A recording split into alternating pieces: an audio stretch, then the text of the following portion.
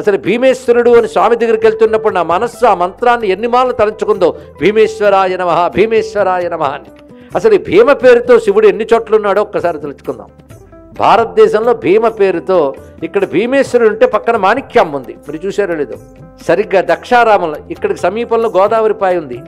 అలాగే ఆంధ్ర రాష్ట్రంలో కూడా గోదావరి తీరంలో దక్షారామ భీమేశ్వర స్వామి, అమ్మవారి పేరు మాణిక్యాంబ. అష్టాదశి శక్తి పీఠాలు రెండిటికి ఒకటే మాట చెప్పబడుతుంది చూడండి. అక్కడ గోదావరి, ఇక్కడ గోదావరి, ఇక్కడ పేర్లు అక్కడ పేర్లు ఒక్కటే, భీమేశ్వరుడు. ఇంకొకటి ద్వాదశ జ్యోతిర్లింగాల్లో భీమశంకర స్వామి ఉన్నాడు. ఇవి 2 క్షేత్రాలు ఉన్నాయి. ఒకటి మనకి అస్సాం దగ్గర ఉంది, గౌహతి సమీపంలో భీమేశ్వరుడు ఉన్నాడు. ఇంకొకటి మహారాష్ట్రలో భీమశంకర స్వామి ఉన్నాడు, జ్యోతిర్లింగ స్వామి. కానీ భీమ పేరుతో ఎన్ని చోట్ల ఉన్నాడో.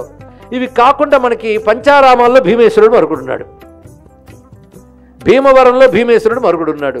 భీమనామంతో ఎన్నున్నాయండి.